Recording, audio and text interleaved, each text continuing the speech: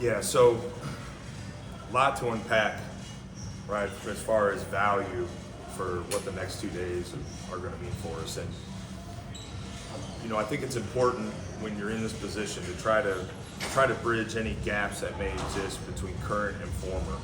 And this is certainly an opportunity for us to do that. We have other events throughout the course of the season, but I think when you have a chance for our guys to, play against and get coached by and work out with former players or former players who are currently playing, there's so much value in it. It's one thing to have dinner, which we'll do. It's another thing to have meetings and stuff. But when you can do it between the lines, I think it's really, really special. So I care deeply about our former players.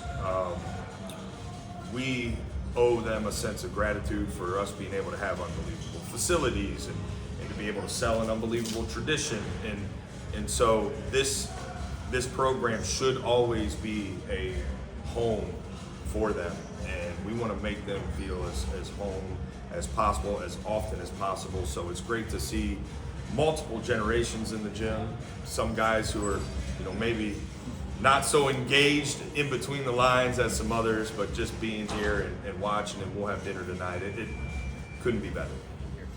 Yeah, that's been it's been a long time coming, and his influence on me as a coach and as a man is I've spoken about that before. He means the world to me and our family, and he means a ton to our basketball family. So, being able to get him back here says something, I think, about just how close this basketball family is. And, he's in the rafters, he's in the record books. I've talked about the peaks of our program. He's certainly been a part of some of those. So for him to be here, it means a great deal to me personally, but it also means a great deal to our program because he's a guy we celebrate around here. Playing at that time? Absolutely. I think you kind of have one of two options, right? When you take over a program, you can either hide from the success and the tradition or kind of keep it behind the curtain, or you can celebrate it and you can strive to get the program back to that level. That's the route I've chosen because, I care deeply about this program. I've seen what it's meant to my family, my brother's experience.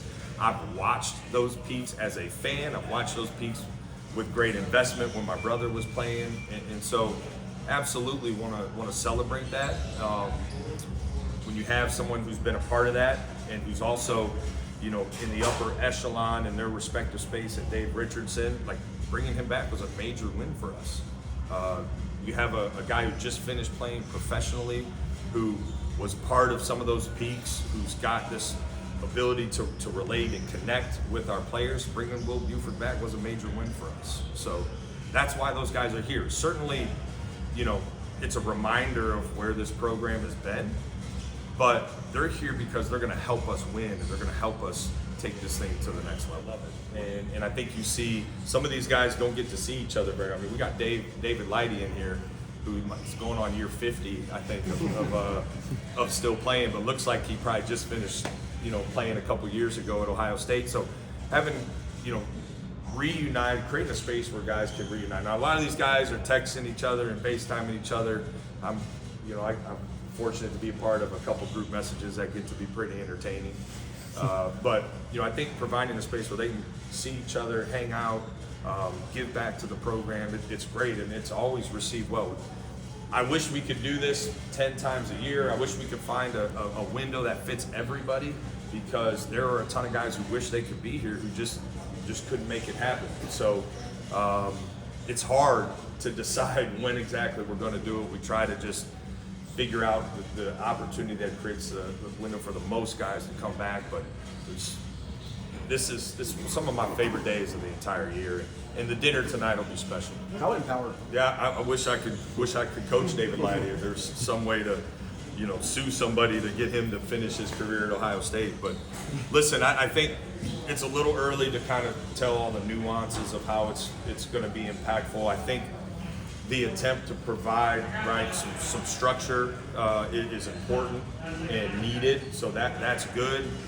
We all know there's going to be some back and forth now right? Because of this, hopefully we get like specific clarity. This is a great step forward, I think, for that. Hopefully that's the case, right? When it comes time to start building your roster for next year, that clarity has already been settled, and that's all we really want, is just to know what you're going into as you put your roster together. So it's a good step forward. Hopefully, as some of the stuff back and forth happens, we'll get that clarity we all want. Yeah, we talked yesterday, texted again this morning. Listen, I think Bruce is an NBA player. I think every NBA scout I've talked to or NBA decision maker that I've talked to, I've told them, there's not a lot of guarantees in this, right? But I can guarantee you your head coach is going to love Bruce Thornton. And he's going to work hard every single day. He's going to impact winning every single day. So we've gotten great feedback. There's a lot of excitement about him, his potential at the next level, and in his future. We're excited to see, how that plays out. But, all he needs is just to kind of crack the door open, and he'll bust through, and he's going to make it happen. There's no question. And like the first week or so of his being with the program, I know he's working because he's sore. He's let me know that. I think we've seen, between the lines, he's got a high basketball IQ. Just little things like being in the right position off the ball defensively. I mean, there's been some drills he hadn't even got to experience yet because we're installing different things, and so he's got an understanding clearly on both sides of the ball, which is important. And then his shot making is translated. He's already been able to make some shots with range, and so I'm excited. He and I talked. I said, "What do you think?" He said, "Man, coach, you're right. It's fast out there. It's physical." So that adjustment is going to take some time, but he's been a sponge. He's soaking everything in. He's picking things up quickly, but his basketball IQ and shot making have already started to translate. How'd you get those transfers? Well, it starts in the recruiting process. When we're talking to recruits and as we recruited all these guys, we made them aware of the tradition of this program and made them aware of where we're heading. So they already know before they step foot on campus and start working that this is historically an elite program. Then when you walk up and down the halls every day and you see these names and you see these records and you see the winning, you see David Lighty and John Diebler and Evan Turner hug after, right, Evan Turner's shot in the Big Ten tournament against a team up north with family underneath that. So now it comes to life when you get a chance to spend some time with them. So our guys are well aware of the tradition of this program. We make sure that before they get here, we talk about it while they're here.